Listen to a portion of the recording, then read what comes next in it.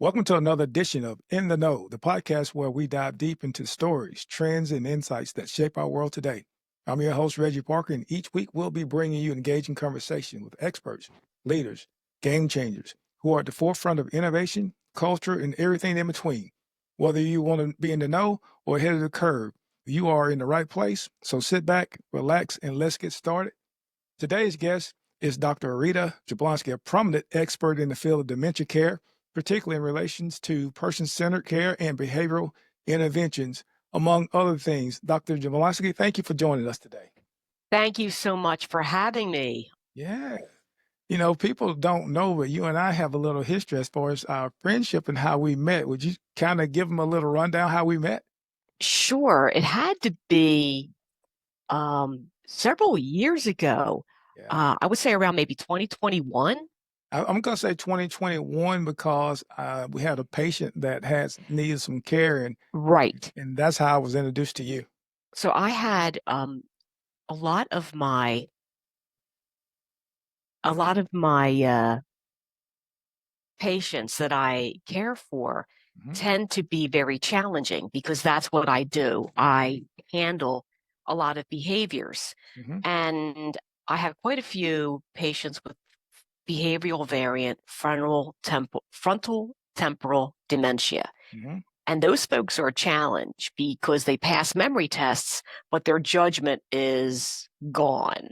Right. And I was receiving daily, sometimes multiple messages via the portal in one day from a wife, a caregiver of one such patient, and neighbors were calling police. She was concerned about him getting arrested. And I said to her, is there someone I can reach out to, someone who's helping you? And she gave me your information because at the time you were part of the Hoover Police Department you were the mental health liaison. Correct. And I'll never forget talking to you on the phone and telling you about this type of dementia. And there was this pause, Oh like, yeah. I what had no is clue. this? Yes. Yes. I had no clue. But when I was looking over your bio, I was like, okay, this is international researcher. You've done articles. You've done a lot of different stuff as far as the dementia world is concerned. And I had no clue. So I am very fortunate to have you on today because I know there's a lot of people out there pretty much like me didn't have a clue what FTP was or just dementia as far as in depth. So if you would you just give me a little rundown of what got you interested in the researching field of dementia? Sure. I was a nurse. Well, I'm still a nurse practitioner, Mhm. but at the time I was living in Virginia and I had finished my doctorate and I was launching my research career while at the same time I was working 2 4-hour shifts that usually turned into almost 8-hour shifts. So I had a faculty practice in a local nursing home, and I noticed I had a subset of residents who, every time I turned around, were having a fever and a cough. And I would look at their documents, their charts, and they had had a bout of pneumonia a couple months ago. Mm. And I'm thinking to myself, they can't possibly have pneumonia again. Sure enough, chest x-ray, uh, blood cultures, fever. This is weird. Sure. I also had a subset of nursing home residents whose blood sugars I could not control no matter what. Every time I would get them under control, I'd get maybe a couple weeks, and then the blood sugars would jump really high. And I was really perplexed. Well, at the same time, while I was at Virginia Commonwealth University, I had lunch with a couple faculty members. We all taught in the same department. And two of my colleagues, Mary Jo Grapp and Cindy Monroe, I think both have since retired, they were doing phenomenal work in the area of what's called ventilator-associated pneumonia, VAP. Mhm. They started that work in the late 80s. And now VAP is known in all the ICUs, and there's all of these mouth care regimens that have been tested. Because what Mary Jo and Cindy were discovering is that once somebody went into the ICU and they had a tube either in their mouth or in their neck, nobody was doing mouth care. Mm. And thus, these people were having all sorts of bacteria grow in their mouth, go into their lungs, and surprise, ventilator associated pneumonia. And I sat back while I was talking with them and I said, I wonder if the same thing is happening in the nursing home. And both of them exchanged looks and they sort of pounced on me and said, you need to ask that question. You need to pursue this. Well, Reggie, that was the last thing in the world I wanted to do. I just finished my PhD. Right. I thought I had this whole research career where I was going to look at systems and all this other stuff. And this had nothing to do with my research topic, with my dissertation topic. So I kind of fought them for a little bit. Plus, I just finished the PhD. I had a family vacation planned. This was going to be the first time in years that I was going to take my kids to the Jersey Shore, see my mom and my siblings and my nieces and nephews, Yeah. and do Jack. I mean, nothing. Turned upside down. It sure did, because apparently the two of them were submitting a grant, and it was for what's called a center. And when you submit a center grant, it's for, say, 3 to 5 years, and the National Institutes of Health give you a pot of money, and you are expected to fund pilot research in order to grow your capacity, your research capacity. And so their focus was on vulnerable populations. And nursing home residents, especially those with dementia, checked a variety of boxes. Okay. They had nobody else looking at older adults in nursing homes. They had people looking at pregnant women, all this other stuff. That's what I was going So, to ask you about. So this is groundbreaking what you're doing. So right. you And finished your PhD. I didn't know it was groundbreaking. I was just like, I don't want to freaking do this, man. I mean, Right. well, when's this stuff due?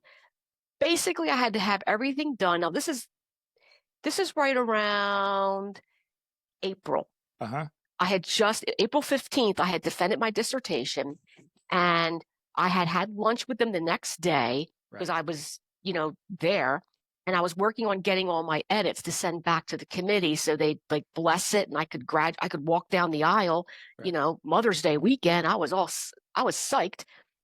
And um Cindy kind of, after both of them had talked to me and I said, no way in hell. About a couple hours later, Cindy kind of crept into my office and Mhm. she sat down and she goes, all we need is one pilot. It's only a couple pages. We have all of these citations and we already have the lit search. We won't give you everything. And I'm like, I don't want to. Okay. So she talked me into it. And historically, we always took vacation around Father's Day weekend, like the last 2 weekends of June. Mhm. And all of this stuff had to be submitted by the end of July. So when you So told the family the vacation's off, how did that go over? no. We went on vacation. Oh, okay. I didn't say a word. Okay. Instead, what I did is I took like a small tote bag and I put all the journal articles in there and I took a copybook.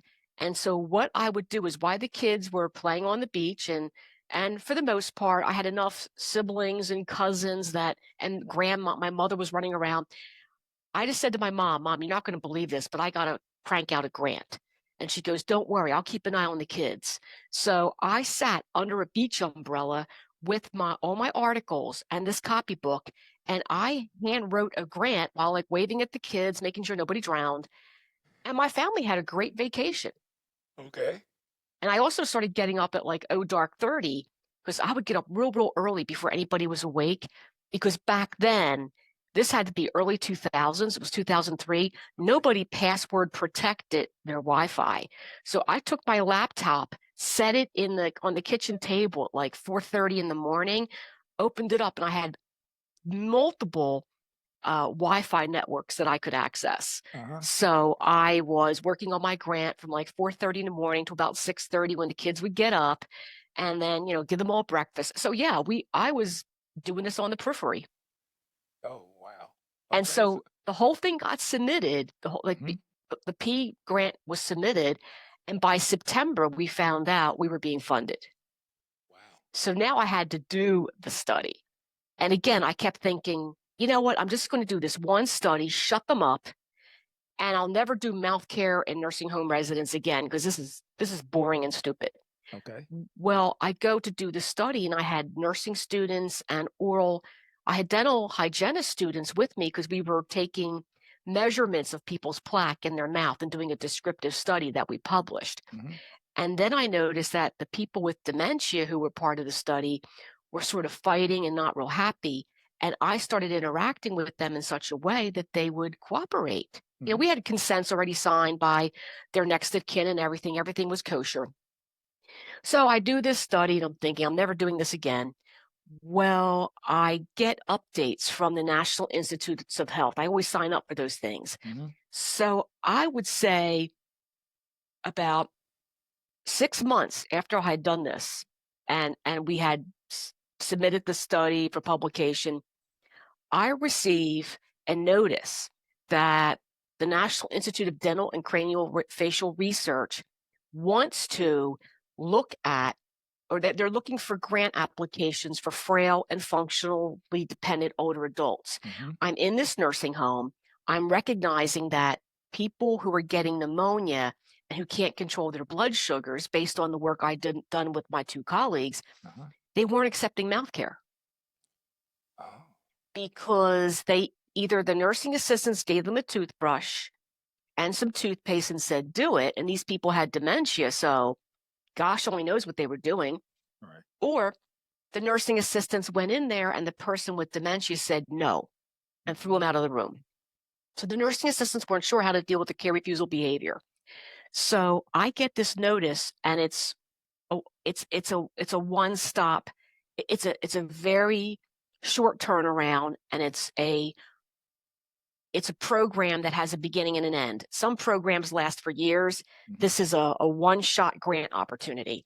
Wow. So I sat again with Cindy, and we were writing this in airports because it was due around the same time we were flying back and forth in conferences. Cindy and I almost missed a plane back to Virginia because we were sitting there working on it. And I Uh-huh. happened to notice one of my colleagues running, and I yelled out her name, and she said, "They're boarding." And I'm like, "Oh, crap." So we threw everything in a briefcase. And that's how I got really into it because I started to realize with my second study that the nursing assistants knew how to do mouth care. They didn't know how to deal with the behaviors. So from that, then my big study that I did, half in Pennsylvania, half in Alabama, Mhm. I was I trained teams of interventionists, which were basically nursing students who would go in and brush people's teeth. Mhm. And one group was told how to do mouth care. The Okay. other group was told how to do care and how to recognize and deal with care refusal behaviors. That's what launched everything. Okay. Because So, from there, I wound up getting a job in brain aging and memory because I started getting a reputation of having these ways of talking to people with dementia and getting on their level in ways that compensated for their loss of cognition to gain cooperation. ooh, all right. This is so exciting. So, from the initial research to actually learning how to communicate better with people with dementia, what was the most exciting, groundbreaking research you've been involved in up until that point? Like you got it going, and hmm now we're moving forward. What did that Uh, look like? uh, the most groundbreaking research was the first randomized clinical trial I did that involved two teams providing mouth care Okay. because I was able to sit back and watch them gain cooperation. And one of the big findings we had from that study is that the nursing home residents who all had dementia, we didn't know what kind, we just knew they had dementia. Mhm. Those that were getting mouth care from the experimental team were more likely to say yes and get the full mouth care. where people in the control group were, they usually said no. And even if they said yes, the mouth care would get to a certain point and they'd say no. So I would watch the experimental team, and what I noticed them doing is they started using certain strategies to prevent care refusals. As they were involved in the mouth care and the person would start to like push their head away or put their hands up, they would change strategies and they would use things like distraction, bridging, chaining, other techniques to lower the uh, frequency, not frequency, but lower the amplitude, the severity of the refusal behavior. Mhm. So these people might have been having more refusal behaviors, but they were real low level, like a turn away the head or a hand gently pushing the nurse's hand away. And then the nurse would try a different strategy. And then the person with dementia would put their hands down and cooperate. And then the person with dementia would start to turn away. The interventionist would change up strategies. So what I saw was the care refusal behavior kind of going up and then going down, then going up a little bit and going down. Mm, So they were managing it. okay. Whereas the control people, once the care refusal behavior would escalate, the only thing that some of them would try to keep providing mouth care, hoping it would go down. It just went straight up and they said, we're done. We can't do this anymore. So, what research says, and you know this, neurobiologically, we're wired for connection. So, the Hmm. ones who actually communicated effectively and was empathetic had more success. So, you noticed that and you continued in that area, Yes. and then it just exploded from there. Part Partly yes, Okay. because the other thing we took that I brought into this study was a theory that I developed from, I used other people's work and kind of synthesized it, was the neurobiology of threat perception. That the part of the brain that alerts the person that something's wrong, this is a threat, that never shuts down. But the parts of the brain that provide context and say, they're not hurting you, they're trying to brush your teeth, those parts of the brain go offline. Mm, So a lot of our strategies were ways to reduce the threat. But at the same time, the interventionists who were trained with all the threat perception strategies and communication techniques mhm. were also personalizing the strategies by trial and error to work best with the person they were assigned to. Excellent. So, because I'm limited in my knowledge of understanding dementia, how does it work as far as only thing I know is loss of memory. I know brain is doing things differently than it normally would. How would you explain it to somebody that's novelist like myself? Sure. A lot of people, you're right, Reggie, a lot of people think that dementia is just loss of memory, but it's so much more than that. It is a loss of knowing how to do things. Mm, So, last in, first out. So, if I were to start to develop dementia, one of the first things I would have trouble with is my iPhone or my TV remote with the 47,000 buttons and I know, streaming right? opportunities, followed by my computer. And some of the things I would lose last are activities I've been doing since I was 3, like brushing my teeth, washing my face, going to the toilet. You'll see people with dementia eat with utensils, and as they get worse, they forget how to use a fork and a spoon, and they'll start to use their hands. So it's moving backwards in time. People also lose the ability to concentrate and to follow a conversation, which is why one of the strategies was very short sentences, short, sweet, and concrete. Mhm. People lose the ability to make sense of words, which is why language goes out the window as the dementia gets worse. So it's important that some of the strategies involved gestures and pantomime. You also have the executive functioning, also deteriorating. So people have trouble remembering the steps in which to do things, which is where chaining, in which the person, the helper, would start to do an activity like brushing the person's teeth, gently put the nursing home resident's hand over the toothbrush, and they would guide the hand and then let go, like they primed the pump, so to speak, and the person would finish. Okay. The other important thing we did is we did mouth care in the bathroom, which can be a real pain if you have someone in bed, you have to put them in the wheelchair, wheel them in. But sitting in front of a sink triggers memories. One of the things I was taught as a nursing assistant in 1982, and it wasn't until many, many years later I thought about it and said, no wonder I had so many people resisting care. I was taught you got people up from their bed. These are people with dementia, and we would walk them to the bathroom and we would sit them on the toilet. And most of them would automatically void and or defecate because they remembered the feel of the toilet seat. But then we would leave them on the toilet seat, undress them, and wash them while they were sitting on the toilet seat. That's how I was taught. And I remember trying to do mouth care with people sitting on the toilet and getting a lot of pushback. And it wasn't until I was involved in this study that I suddenly realized, well, shoot, I don't brush my teeth on the toilet. I stand in front of a sink. And so by having people stand in front of the sink, looking at a mirror, turning on the water, that environment was triggering their memory that, oh, it's time to brush my teeth. Okay. What are some of the biggest misconceptions concerning dementia?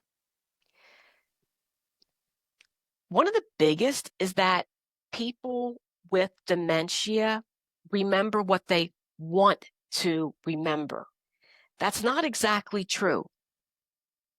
Memories have different voltages, different levels of importance of buy-in. For example, I know that the Eagles won the Super Bowl. That made sense to me because I am from Philly. Many a year I cheered for the Eagles. Right. So 10 years from now, you might say to me, when did the Eagles win the Super Bowl? And I would say 2025. Now, that's the only sport fact I will probably ever come up with because I don't follow sports. I don't care. But certain things are seared in my memory because of my value system or their connection to other memories. That's why you can have someone with, say, moderate dementia and they can't remember breakfast, but they may be told, oh, you're going to have a grandbaby in July. And that piece of information lights up so many emotional parts of the brain because you don't just make memories with one network. You can often make memories using different parts of your brain. And your part of the brain that controls memories, or excuse me, that controls emotions, that lizard brain, that stays relatively intact until the very end of the disease. So I may have someone with even severe Alzheimer's, but who may tell you, I'm having a grandbaby in the summer. Yeah. And so the family will roll their eyes and say, she can remember she's having a grandbaby, but she can't remember I told her to put her dirty clothes in the basket, not throw them in the trash. Like put them in the laundry basket, not in the trash can. And so family members often get upset and say, she just remembers what she wants to remember. That's not exactly true. There's a certain amount of power that comes with different levels of memory. Would you tell me more about the statement you made earlier? First in, last out. Kind of give Oh, an example of what it's that is. last in, first Last out. in, first out. Okay. So we learn how to do things from a very early age. One of the first things we do as a baby right out of the womb is swallow. Okay. We figure it out. We are born with the ability to swallow. The brainstem, everything's ready to rock and roll. Then we roll over side to side. Then as we get older, we learn to eat with finger foods. Then we use a spoon. We learn to crawl, then walk. Well, crawl, sit up, and walk. Eventually, we learn how to tie our shoes, put clothes on, put the correct clothes on in the correct order. And we do these tasks every single day. Every time I do a task, the part of the brain that's responsible for my ability to do the task lights up and fires. So I have pathways in my brain that are ingrained, almost like a highway, a paved highway is engraved on the landscape. And then there's other things I do sporadically. Like once a year, I make pierogies, which is a type of Polish ravioli. Mm-hmm. I only do it once a year. So every year I have to sit and go, wait, I look at the recipe book and go, oh yeah, this is how I do it. So that network, those memories are not as strongly etched in my brain because I do them once a year. If I do something once every 5 years, like I can't tell you the last time I ice skated. If I were to go and ice skate, it would not be pretty. Okay. I'd be flat on the ground because my body hasn't done that in probably over a decade. Mm-hmm. The things we learn relatively later in life and only do for a short period of time, those pathways aren't as ingrained, so they're the first to go away. That's why people in our demographic, Reggie, we're going to present with, it's going to be technology that does us in. Mm. I'll forget how to use my computer, my smartphone, my remote, but I may do okay with the microwave because I've been using one of those since I was a teenager. Mm-hmm. I should do okay with the oven. I should do okay with dressing myself. Now, the children growing up now, many of them are 18 months they're 18 months old, and they know their way around a tablet or an iPhone. True. So their trajectory is going to be different when they hit their 70s and they start having memory loss. I don't know what that's going to look like. Wow. That's Okay. where driving gets people in trouble because there's a lot of aspects of driving. There's something called procedural memory, which is the recall of how to do things. Mm-hmm. So yeah, with driving, there's some basic stuff. Now I have a car that I have to push a button. True. So at some point if I were to get Alzheimer's, I may get into my car one day and I'm looking for the key and the ignition to put the key in and twist, because that's what I did for the majority of my life. The push button is relatively new. Mm-hmm. Even then, I may still figure out, because driving is rather basic, gas, brake, steering wheel. But what the problem is, so there's some procedural memory that's ingrained, but driving also involves very quick judgment, Correct. like changing traffic conditions, especially at Birmingham. I mean, the patron saint of Birmingham is our Lady of Perpetual Construction, because every time I turn around, a different street's closed. Correct. It's like, oh, this is nice. I guess I'll go this way.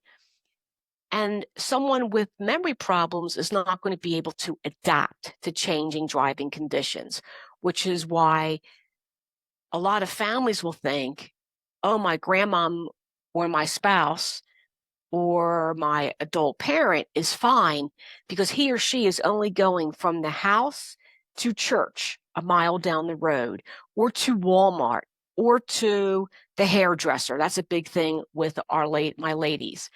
But what they don't realize is if something were to happen in which they had to detour, they may not be able to figure out how to get back.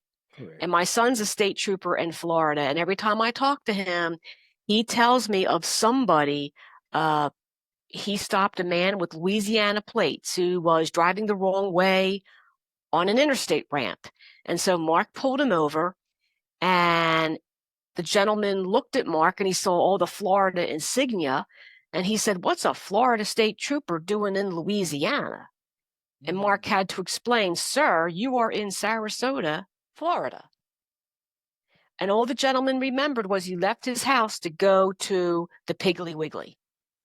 Wow. And now he's several hundred miles, and he had a Prius, which meant he had to use up all the electricity and then use up all the gas to get where he was. All thinking he was still in his home state of Louisiana. Right. And also the ability to assess time, the passage of time also becomes very altered. which is why people don't realize they've been driving for 4 days. So if I'm hearing you correct, people know that they know how to do things, but sometimes they forget they know why they know how to do them. Would that be a correct? Correct. It's automatic. It's autopilot. So some of your, I mean, I can get dressed in the morning while having a conversation with somebody on my phone, keeping an eye on the news, and tracking down my dog who took one of my shoes in her mouth and decided to hide it. That's one of the things my dog does every morning. I got to go find the shoes. And all that can go on, and I'm fine because I have enough neurons that I can multitask. And I don't have to think about dressing. But if I had to think about, okay, put sock on foot, it takes me longer and I get more exhausted because I have to think through every step. Okay. Makes sense. So, what kind of dementias are there? Are there more than one? Yes. What are they?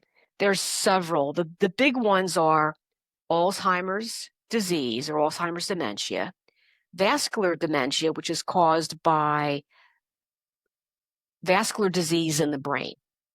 Often people with histories of high blood pressure, uncontrolled high blood pressure, diabetes, poorly controlled blood sugars, they have silent strokes in the brain. They don't realize they've had these strokes. Some people will have TIAs. Some people have had serious symptomatic strokes. But when I do an MRI of the person's brain, I can see white dots or places where the white dots all kind of melt together. We call that confluence, and that shows vascular disease in the brain, dead patches of brain cells because blood flow didn't get there. Okay. The blood vessel was damaged and it clotted off to repair the damage, and the clot curtailed the blood flow. Okay. There's also dementia with Lewy bodies, and that can be two things going on. Some people have developed Parkinson's disease first, and that's where the damage happens to the parts of the brain that use dopamine for smooth body movements, and that part of the brain gets attacked first. And then over time, the parts of the brain that are involved in cognition and memory, concentration, all of that stuff, that starts to become damaged.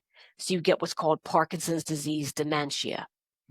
With dementia with Lewy bodies, it's the same disease process, but the damage happens in the memory parts of the brain while then moving to the motor parts, to the movement.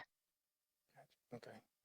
And then there is finally our personal favorite, frontal temporal dementia, where different types of proteins called tau, T-A-U, pronounced like a towel you use to dry dishes. That protein affects the front and the sides of your brain. And some people present with language problems first, then memory. Other people present with behavioral problems followed by language and memory later on in the disease. That's called behavioral variant. The behavioral variant is wicked because it tends to affect younger people, like 45 to 55 is where you'll start to see it. I mean, I've seen people as young as 35. Some people, it hits in their 60s. But the presenting problem is a change in personality.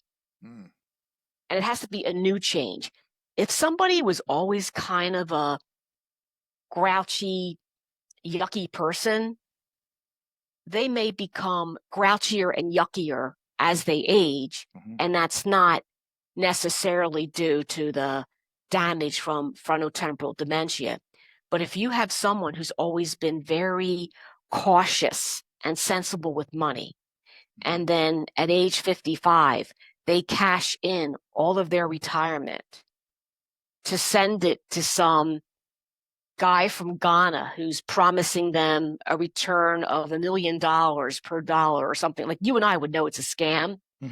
That's an indication of a potential indication of this disease. So most folks, what'll happen is the people around them may say things like they're having a midlife crisis, or their spouses may say, I don't know who you are anymore. Right. I'm out of here. I've heard that. Okay. Or they meet the law enforcement system Mm-hmm. because these are people who become very impulsive and who will take chances, like really stupid chances. Mm-hmm. These are people who the rage is just out of this world. We may have someone who decides they may become hyper religious, where they're going to stand in the middle of the street and start preaching. Mm-hmm. But if you give them a memory test, like the MOCA or the Mini Mental, they'll do really good on it, because those tests they don't have a lot of they can't really measure executive function as well as neuropsychological testing. Mm-hmm. And in the case you and I were involved with, this person wanted to go places, and he was told he couldn't drive, and his wife was working from home, Mm-hmm. and she refused to take him anywhere. So he would walk to the local elementary school and stand there where the parents were dropping off the kids. And as the doors would open and the children would leave and the door was still open, he would hop in, like he just hopped into an Uber, and say to the person, hey, take me to Walmart, or take me to this pub, or take me to wherever. And that's when the police were being repeatedly called. Mm-hmm. Then there were times he would interact with younger children in a very childlike way, but because he was a 60, 65-year-old man with a beard, people thought people were nervous that he was being inappropriate with children. Mm-hmm. So again, the police would get called. So what's amazing, what you just described, is one of my family members, as far as being laid back, pretty docile, all of a sudden, past year and a half, a lot of anger, a lot of rage, memory is not going well. All those things I've seen, from a family member. So it's kind of scary when you don't know what's going on. Yeah, when you see any type of sudden personality change, because you can also get personality change with Alzheimer's, in that the person becomes more paranoid and more irritable and may lash out. The person may, like, for example, in my house, if something gets moved, it was likely me. Although my cats have been known to pick up jewelry and I find it in odd places, or my sneakers get moved around. But if I put down a coffee cup, if I take my coffee cup and I put it down on the kitchen counter and I go into the laundry room to do something, when I come back, I expect that coffee cup to be there. It's not, my cats don't have opposable thumbs. They're not going to pick up, not yet, they're not going to pick up the coffee cup and move it someplace. Mm-hmm. But if I have dementia and I forgot that I picked up the coffee cup and put it someplace else, I'm going to go looking for that coffee cup, and I'm going to be convinced someone's coming into my house and moving things, because I don't have the insight, I don't have the ability to self-regulate to know that it's me doing it, because I forgot.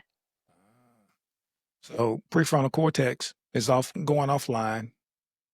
It could be the prefrontal, it could be the hippocampus, it could be any number of areas that are being affected.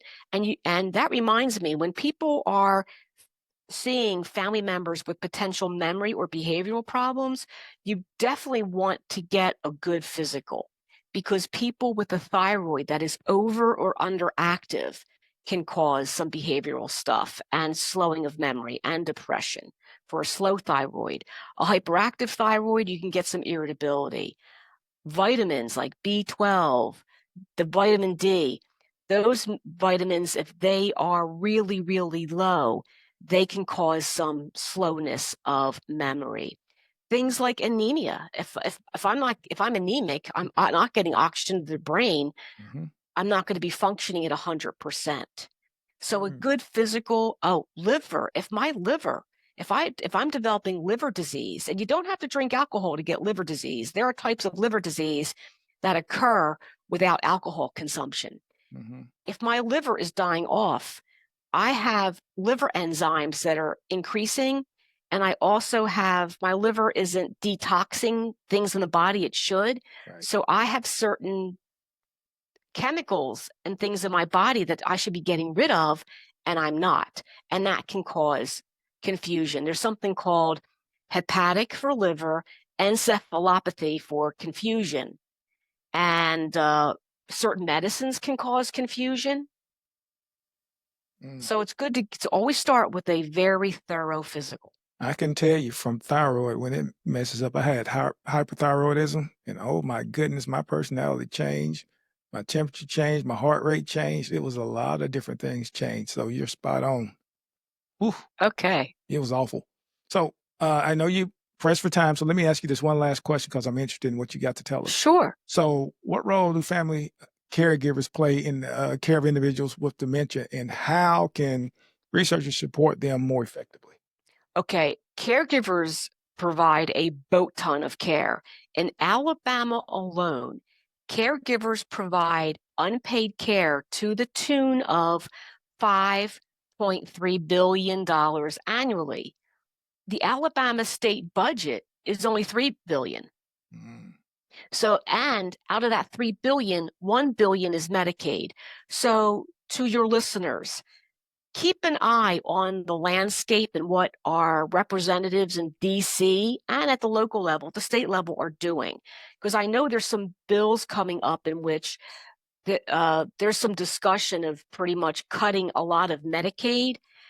Medicaid will pay for nursing home care when people who need nursing home care can't afford it, like all their money's gone.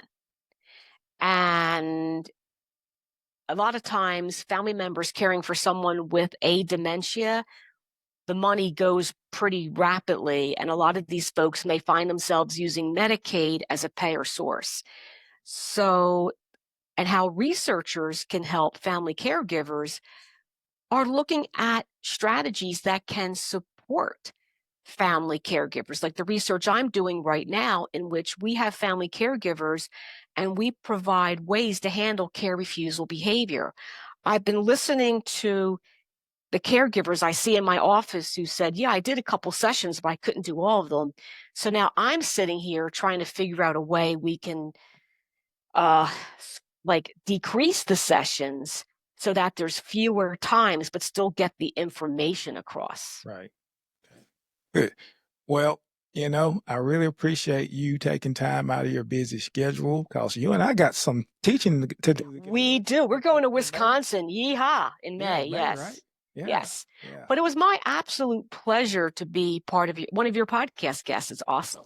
Yeah. Hey, how would somebody get in touch with you if they need to get in touch with you to like see some of the research and some of the great work that you're doing? Okay. What they can do is I have my email, Okay. which is RA, J as in Jack, A, B as in boy, LON at UAB.edu. Okay. Or you go to UAB and type my name in, and it has all my stuff there. Right. So what I'll do is I'll add the link with that in it, that information. Yeah, that'll be good. That'll be good. Because this is some interesting information. I just appreciate you taking time to come out and tell us because a lot of us are confused when it comes to dementia. But I know you're a great researcher and you're a great friend, and I just appreciate you taking the time out of your busy schedule to do this for us. Thank you. And to your listeners, I am always happy to give free talks to churches and nonprofits because as a faculty member, we do community service. I mean, we provide. That sounded awful. It sounded like my probation officer telling me I have 1,000 hours of. No, I don't have a probation officer yet. Oh. Hopefully never. Oh, yeah, I know, right? Talk about street cred. I mean, I'd have students signing up for my class if they saw me being taken away in a zip tie. Oh, that's right. Golly, I'll try not to do that. But I am fortunate enough to provide community service. And as a citizen of the great state of Alabama, which you wouldn't know by my lack of accent, I originally hail from Philadelphia, Pennsylvania, but this is my adopted home. And I'm always happy to help where I can. Well, I know people don't know you like I do, but she is worth her weight in gold. And I love hanging out with her because she is so down to earth. highly intelligent. But when you Thank just you. get I'm to the language, behaving myself on your I know I podcast. caught You, yourself a couple of times. yeah. You noticed I didn't say any like Yeah, salty words, but I I had to like. noticed. I noticed Um, you pulled them back in. yes, you know me too well, but this is what I get from hanging out with EMS too much. And like I said, I got two kids in law enforcement. One kid is a state trooper, and the other adult child is a toxicologist. Right. She's Right. smart. I mean, she talks about stuff, and I'm like drooling. "Oh, but I can be silly. Oh, I love it. I love it because that's what draws people. But I really appreciate you having a heart for the people and what you do Thank you. for research and dementia because it is needed a lot, and we really appreciate you. Well, thank you so much, and you take care. And congratulations on your podcast. I'm looking at your awesome microphone and everything. Right. I'm trying to be official. Yes. Okay. All right. Look, you need I, anything from me, Doc, you know how to get in touch with me. I do. All right. Now, see you before May All right. See you. to go to Wisconsin. Take care.